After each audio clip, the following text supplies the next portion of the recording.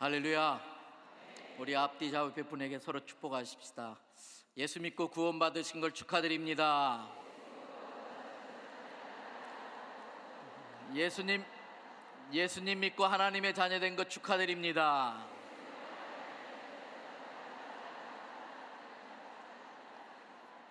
여러분, 구원받은 건 정말 축하받을 만한 일입니다. 우리도 불과 얼마 전까지 예수님을 믿기 전에는 성경에 나오는 표현대로 육체의 정욕을 따라 살면서 본질상 진노의 자녀였었습니다. 예수님 안 만났으면 그대로 영원토록 지옥에서 멸망받을 존재였었습니다. 그런데 하나님께서 자격 없는 우리들에게 아무런 조건도 없이 아무런 대가도 지불하지 않았는데도 그저 예수님 믿었다는 것 하나만으로 우리에게 구원을 선물로 주셨습니다. 여러분, 값없이 받은 것이기 때문에 은혜라고 이야기합니다. 그런데 아십니까? 우리의 개인적인 그 구원뿐만 아니라 우리가 태어나서 살고 있는 이 조국 대한민국도 하나님의 선물입니다. 왜 대한민국이 하나님이 주신 선물입니까? 지금 우리가 살고 있는 이 대한민국은 하나님의 은혜가 아니면 벌써부터 없어질 나라, 존재할 수 없는 나라였었기 때문에 그렇습니다. 여러분, 역사적으로 길게 생각할 것도 필요 없습니다. 지금부터 100년만 뒤돌아가서 한번 생각해 보시기 바랍니다. 일본 제국주의자들의 지배를 받으며 살고 있었습니다. 그래도 3.1 독립운동이 일어날 때만 하더라도 일본의 압제에서 벗어날 수 있을 것 같은, 곧 해방이 될 것 같은 생각이 있었습니다. 그래서 자신의 생명을 아끼지 않고 자기의 전 재산을 바쳐가면서 독립운동가들의 그 헌신적인 희생 때문에 대한민국의 독립은 곧 이루어질 것처럼 느껴졌습니다. 그러나 독립은 오지 않았습니다. 3.1 독립운동 이후 더욱 심해진 그 일제의 박해로 말미암아 독립의 여망은 점점 더 사라져갔습니다. 해방 직전까지도 정말 이 땅에 해방이라는 게 올 수 있을까? 해방 바로 당일까지도 정말 우리가 우리 힘으로 해방을 맞이할 수 있을까? 기대하고 예측했던 사람은 아무도 없었습니다. 점점 이 땅은 어떤 소망도 없이 점점 일본의 속국으로 떨어져 가고 있었던 것입니다. 그때 여러분, 놀라운 반전이 일어났습니다. 마치 애굽의 바로 왕이 마음이 강팍해져서 하나님이 그 강팍함을 이용해 갑작스럽게 이스라엘 백성을 출애굽시킨 것처럼 일본의 제국주의자들의 마음을 강팍하게 만들었습니다. 그들을 오판하게 만들었습니다.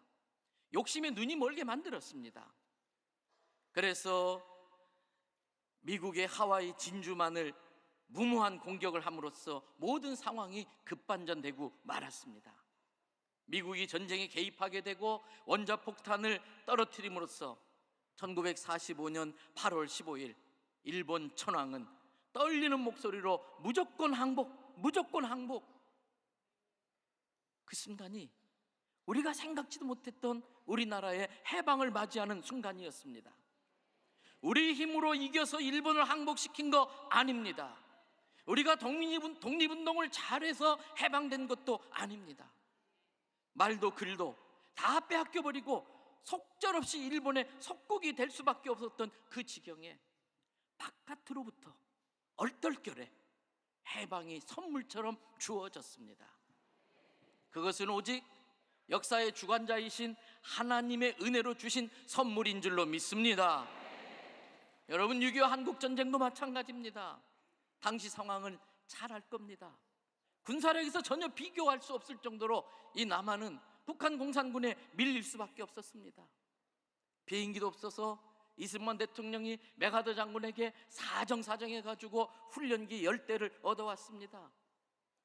그러면 그 비행기 타고 날아가서 창문을 열고 공산군이 있는 곳을 파악하면 종이에 적어가지고 군화에다 집어넣어서 다시 아군이 있는 곳에 와서 떨어뜨리면 그 종이 쪽지를 보고 포탄을 겨우겨우 쏘고요. 폭탄을 떨어뜨릴 수 있는 비행기가 없어서 폭탄을 손에 들고 날아가서 그 훈련기에서 떨어뜨리는 그런 아주 원시적인 전쟁을 하는 그런 전쟁을 이길 수가 없었습니다. 갑자기 주일 새벽에 탱크를 밀고 내려온 공산군의 남침에 의해서 국군은 아무런 대책이 없었습니다. 속절없이 밀려서 순식간에 낙동강까지 밀려 내려왔습니다. 공산화되기 직전이었습니다. 부산이 함락되면 대한민국이란 나라는 없어지고 조선공화국만 생기는, 북조선공화국 같은 그런 나라가 생기는 상황이었습니다. 모두가 발을 동동 구르고 있었지만 아무도 우리 힘으로 공산화를 막을 수가 없었습니다. 그때 제가 목회하는 부산의 해운대에서는 평신도들이 하나님, 이 나라를 살려달라고 울며불며 기도했습니다. 주기철 목사님이 심우했던 초량교회에서는 목사님과 장로님들이 모여서 하나님 앞에 이 땅에 저질러졌던 죄악들을 회개하며 하나님 한 번만 살려달라고 매달려 기도했습니다. 여러분, 그때 상상할 수 없는 놀라운 일이 벌어집니다. 북한이 남한을 남침한 그 당일인 6월 25일에 유엔 안전보장 이사회가 소집됩니다. 바로 당일에. 그리고 북한 정권은 38선 도선 이북으로 철군하도록 권고하는 유엔 결의안 82호가 거기에서 발표가 됩니다. 북한이 이 결의안을 받아들이지 않자 불과 이틀 뒤에 다시 안전보장회의 사회가 모입니다. 소련의 불참 속에 모든 유엔 회원국들에게 북한의 공격을 격퇴하고 한반도의 평화와 안전을 회복시키기 위해서 대한민국에 원조해 줄 것을 권고하는 유엔 결의안 83호가 통과됩니다. 지금의 러시아, 그 당시에 소련이 그 회의에 참석했다면 통과될 수 없는 결의안이 소련이 빠지면서 통과될 수 있었던 것입니다. 그래도 말을 듣지 않자 6월 25일 한국전쟁 발발한 불과 한 달 만에 7월 24일에 메가더 장군 주도하에 군대를 파견하는 그러한 유엔 연합군이 결성이 됩니다. 군인을 직접 파견한 16개 나라와 의무병을 파견한 6개 나라, 그래서 22개국이 전쟁에 참여하게 됩니다. 군대를 파견하지 않았지만은 물자 지원을 했던 39개 나라까지 포함해서 60개국의 전 세계에서, 중남미에서, 아프리카에서, 유럽에서, 전 세계에서 날아온 연합군들이 한국을 도운 것입니다. 제가 목회하는 부산에는 바로 저희 교회 대연성결교회 근처에 유엔 평화공원이라는 곳이 있습니다. 한국전쟁에 참전했다가 전사한 군인들이 묻혀있는 세계 유일한 유엔군 묘지입니다. 여러분, 거기에 가보면 그 사람들의 나이가 있습니다. 그 평화공원에 개울이 흐르고 있는데 그 개울의 이름이 한 군인의 이름으로 되어 있는데 가장 연소한 17살에 한국전에 참전했다가 죽은 군인의 이름을 따서 그 개울의 이름을 붙였습니다. 수많은 젊은이들이 전 세계에서 와서 이름도 모르는 이 대한민국에 와서 우리의 자유를 지키려고, 우리의 생명을 지키려고 하다가 그렇게 전사했습니다. 입장 바꿔 생각해 보시기 바랍니다. 우리라면은 그 아프리카, 중남미 그 먼 나라에 내 자식을 죽음의 자리로 보낼 수가 있겠습니까? 근데 이 엄청난 일들이 그렇게 짧은 시간 안에 그렇게 의견도 다양한 많은 나라의 지도자들이 모여가지고 대한민국에 유엔군을 파견하겠다고 결정을 했습니다. 사람이 계획한다고 되는 게 아닙니다. 사람이 설득한다고 되는 게 아닙니다. 하나님께서 사람들의 마음을 움직인 줄로 믿습니다. 유엔군 파견 과정만 그런 것이 아닙니다. 인천 상륙 작전은 전쟁 전문가들의 관점에서 보면은 가장 무모한 작전이었다고 합니다. 군사 전문가들의 분석에 의하면 성공할 수 있는 확률이 5000분의 1, 5000번 시도했을 때 한 번 성공할 수 있을까 말까한 무모한 작전이었습니다. 유엔군 사령관이었던 메가더 장군이 이 작전을 하겠다고 요청하자 유엔군 합동참모본부는 도저히 안 된다. 군사력을 부산을 교두보로 삼는 부산에 집결시켜야 된다. 그리고 조수 간만의 차가 9m 이상 돼서 자칫 들어왔다가 이 군함들이 뻘에 빠지면은 엄청난 피해를 입게 된다. 그리고 썰물과 밀물의 간격이 불과 6시간밖에 안 되기 때문에 그 짧은 시간에 이 작전을 감행할 수가 없다, 불가능하다고 했습니다. 그러나 기도의 사람, 하나님의 사람이었던 메가드 장군은 하나님 앞에 기도하면서 믿음을 가졌습니다. 그리고 미국 대통령을 설득합니다. 군인들과 민간인들에게 가장 심리적 영향이 큰 것은 서울을 빼앗긴 것입니다. 하루라도 빨리 서울을 회복해야만이 전쟁에 이길 수 있습니다. 대통령을 설득해서 허락을 받습니다. 완전히 허를 찌르는 이 작전의 성공은 한국 전쟁을 승리로 이루는 놀라운 기적을 일으킨 것입니다. 여러분, 그렇습니다. 우리가 힘이 있어서 공산군을 막아낸 것이 아니었습니다. 우리에겐 그럴 힘도 능력도 없었습니다. 유엔군의 파견도, 모든 군사 전문가들이 불가능하다고 하는 인천 상륙작전의 성공도 순전히 하나님의 은혜라고 밖에는 설명할 길이 없는 것입니다. 그뿐 아니었습니다. 전쟁은 이겼지만 먹고 살 길이 없었습니다. 질병과 굶주림으로 많은 사람들이 죽어나갔습니다. 오죽했으면 이 땅에 보릿고개라는 말이 생겨났을까요? 풀을 뜯어먹어서 좋다, 나무 뿌리를 캐먹어도 좋다, 제발 보리가 나올 때까지만 살아만 있어다오, 보리 나올 때까지만 굶어 죽지 말고 살아 있어다오. 그래서 보릿고개가 있었던 나라입니다. 여러분, 70년 전만 해도 대한민국은 전 세계에서 가장 가난한 나라였습니다. 지금 우리가 불쌍하다고 생각하는 그 나라들보다 더 가난한 나라였습니다. 선교사님들의 도움이 없었다면 훨씬 더 많은 사람들이 굶어 죽고 추위에 얼어 죽었을 것입니다. 여러분, 우리가 TV 드라마 응답하라 1988이라는 드라마를 봤지요. 오래된 옛날 이야기가 아닙니다. 불과 40년 전 이야기입니다. 근데 지금은 어떻습니까? 엄청납니다. 불과 몇십 년 전만 해도 냉장고 있는 집이 드물었습니다. 제 기억이 생생합니다. 초록색 비닐 위에 꽃무늬를 이렇게 입힌 비닐로 스티로폼을 싸가지고 아이스박스라고 그래서 거기다 얼음 넣고 여름에 요즘간 더울 때 먹었어요. 여러분, 놀라운 사실은 지금은 화장실이 방 안에 있다는 것입니다. 몇십 년 전만 해도 재래식 화장실이 대문 옆에 있었어요. 겨울에 가려면 춥고 무섭고 그래서 집집마다 안방에 요강이 있었습니다. 거실에. 식구 많은 집은요, 새벽쯤 되면 이게 차고 흘러넘쳐가지고요, 고도의 스키를 가지고 그걸 버리러 가야 됩니다. 여러분, 학교 가려고 하면요, 골목마다 아저씨들이 똥찌개를 메고 퍼 그러고 다녀요.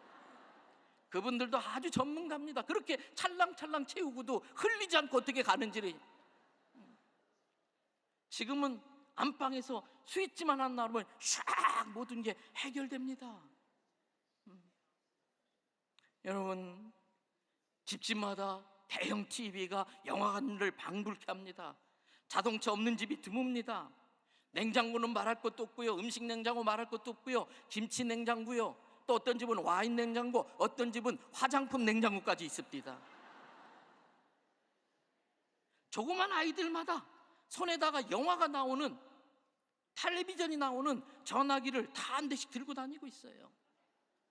뷔페 식당에 가면요, 어른들이 한 번 먹고 두 번째 접시 들고 돌면서 하시는 말씀이 있습니다. 야, 왜 이렇게 먹을 게 없냐? 옛날 나라님도 못 드신 음식을 드시면서도 먹을 게 없대요. 너무 입이 고급스러워져서. 전 세계 사람의 절반이 한국에서 만든 TV로 시청을 하고 있습니다. 전 세계 사람의 절반이 한국에서 만든 냉장고, 세탁기를 사용하고 있습니다. 여러분, 어떻게 이런 일이 가능합니까? 한국이 만든 자동차가 세계 곳곳을 누비고 있습니다. 여러분, TV에 어한처라고 하는 프로 보신 적 있나요? 어한처? 어서와 한국은 처음이지. 얼마 전에 거기에 영국 젊은이들이 4명 왔습니다. 그 사람들은 IBM 같은 아주 세계 굴지에서의 임원급이었습니다. 보는 관점이 달랐습니다. 인천국제공항에서 서울을 오면서 그들이 내뱉은 한마디가 제 마음에 확 와닿습니다. 어떻게 70년 만에 무언가를 가지고 한 것도 아니고 전쟁으로 모든 게 타버린 이 잿더미 속에서 이러한 놀라운 성장을 이룰 수 있느냐, 자기들은 도저히 이해가 안 된다는 거예요. 여러분, 그렇습니다. 자원이 많아서가 아니었습니다. 무엇을 가지고 있어서가 아닙니다. 잿더미 속에서 이렇게 일어날 수 있었던 것, 이렇게 짧은 70년 만에 이런 발전을 이룬 건 세계 역사, 경제, 세계 역사상 유례가 없는 일이었습니다. 경제학자들도 이것을 설명할 수가 없습니다. 그래서 한강의 기적이라고 말합니다. 그건 예수 안 믿는 사람들의 표현이고, 우리 믿는 사람들은 이 잘 사는 것조차도 하나님의 은혜인 줄로 믿습니다.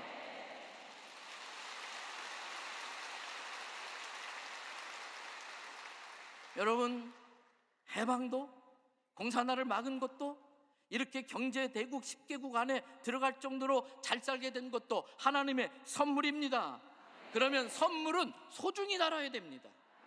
선물을 주신 분의 마음을 헤아리고 선물을 소중히 다뤄야 됩니다. 선물을 주신 분에게 감사할 수 있어야 됩니다. 여러분, 대한민국의 발전과 성장에는 그 밑바탕에 기독교의 기여와 헌신이 있었다는 걸 아시기 바랍니다. 성경을 읽게 하려고 선교사님들이 그렇게 교회마다 한글 교실을 만들고 한글을 가르쳤습니다. 그런데 그 한글 문맹률이 세계에서 가장 낮은 나라가 되어서 교육이, 일반적인 교육에 한글이 도구로 쓰임받을 수 있도록 한 것이 바로 성경인 것입니다. 또 많은 기독교 리더들이 이 나라를 발전하는 데 있어서 헌신하고 희생했기 때문에 오늘의 대한민국이 있을 수 있었던 것입니다. 그런데 안타까운 일이 있습니다. 대한민국 사람들이 감사할 줄을 모릅니다. 감사할 줄을 모릅니다. 전 세계 모든 사람이 다 부러워합니다. 전 세계 모든 사람이 닮고 싶어 합니다. 오늘 또 이 기회를 주려는데 대한민국의 발전에 기독교가 있다는 것을 알고 있는 세계에서 온 많은 젊은이들이 이 교회를 배우려고 오는 걸 제가 들어오면서 봤습니다. 여러분, 전 세계에서 제가 많이는 못 돌아다녀 봤습니다만 40여 개국을 다녀봤는데 하루 3끼 꼬박꼬박 반찬 이렇게 많이 차려놓고 먹는 나라는 대한민국밖에 없습니다.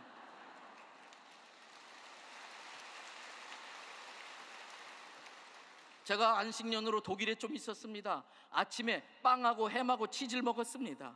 점심 때는 치즈하고 햄, 빵을 먹었습니다. 저녁에는 햄, 빵, 치즈를 또 먹었습니다. 전 세계에서 1년 365일 날마다 화장하고 다니는 여자는 대한민국 여자들밖에 없습니다. 그 정도로 잘 삽니다. 그런데 자살률은 세계 1위입니다. 입만 열면 투덜거립니다. 여러분, 전 세계에서 대한민국 욕하는 사람은 대한민국 사람밖에 없습니다. 그것은 선물을 주신 하나님께 대해서 범죄하는 것입니다. 더 안타까운 것은 하나님이 주신 은혜와 축복을 사명을 위해 쓰지 않고 죄 짓는 데 사용하고 있다는 겁니다. 점점 대한민국은 물질 만능주의와 쾌락주의로 더 자극적인 것을 향해서 달려가는 불나방 같은 모습을 보여주고 있습니다. 죄를 죄라고 생각하지 않고 자유와 인권과 문화라는 이름으로 사람들을 교활하게 속이고 포장하고 있습니다. 마치 대한민국의 모습이 절벽을 향해 달려가는 브레이크 고장난 자동차 같은 것입니다. 제가 볼 때 지금 대한민국은 4대 악이 있습니다. 첫째는 감수성이 예민한 청소년들에게까지 파고 들어가고 있는 동성애입니다. 여러분, 어떻게 해서든지 차별금지라는 너무나 좋은 말, 차별금지라는 너무나 좋은 말로 국민들을 현혹해서 하나님의 창조 질서를 깨뜨리고 우리나라의 가정을 파괴시키고 저출산의 근본적인 원인이 되게 할 수 있는 이 동성애를 합법화시키는 이 악법은 막아내야 할 줄로 믿습니다.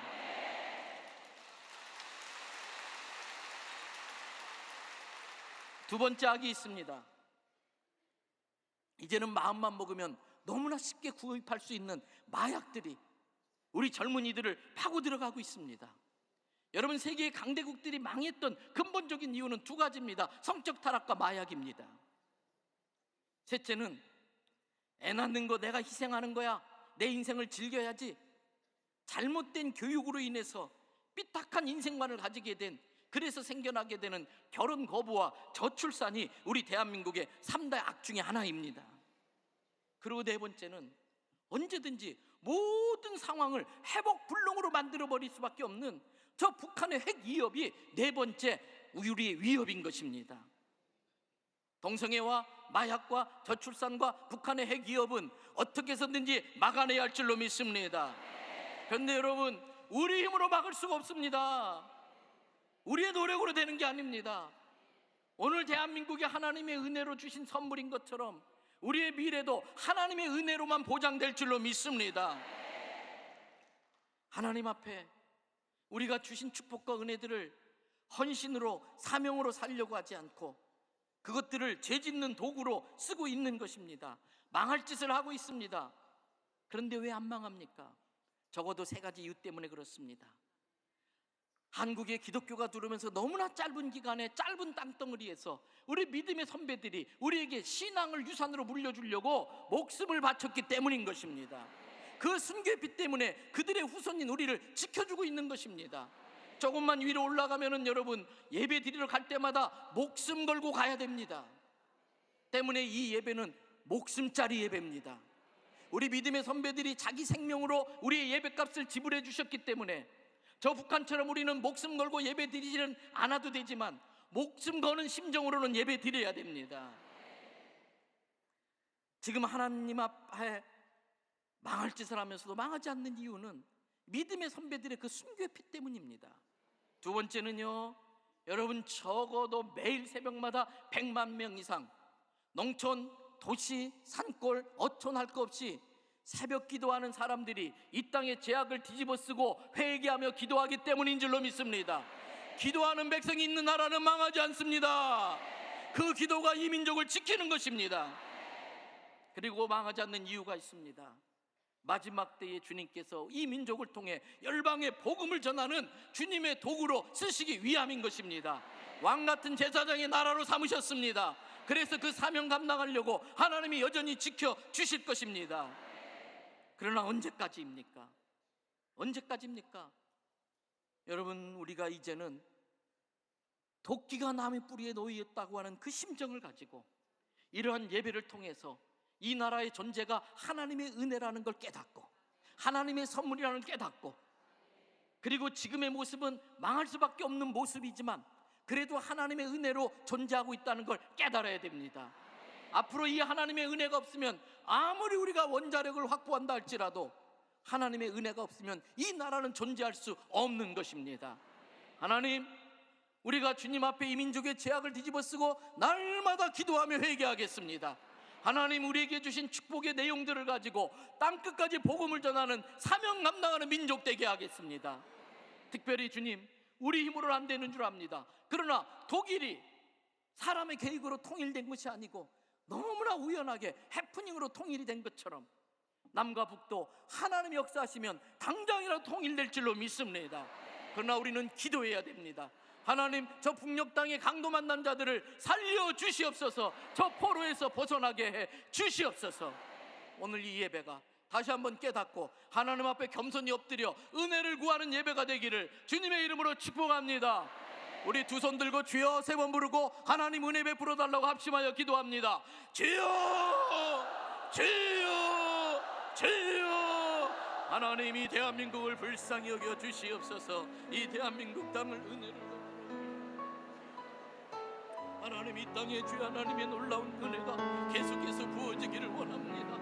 하나님, 우리가 잘나서가 아닙니다. 우리가 능력이 많아서가 아닙니다. 우리가 능력이 있어서가 아닙니다. 지금 이렇게 잘 사는 건 하나님의 은혜이지만 이 은혜를 하나님 죄짓는 일에 쓰고 있습니다. 우리 죄악을 용서하여 주시옵소서. 우리의 죄악을 용서하여 주시옵소서. 다시 한번 이 땅에 하나님의 은혜를 베풀어 주시옵소서. 하나님의 은혜를 베풀어 주시옵소서. 아버지 하나님이여, 이 시간에 성령으로 써여 주실 줄 믿습니다. 아버지 하나님, 새벽마다 부르짖는 기도가 하나님 전에 상달되어서 응답될 줄 믿습니다. 영광 받아 주시옵소서.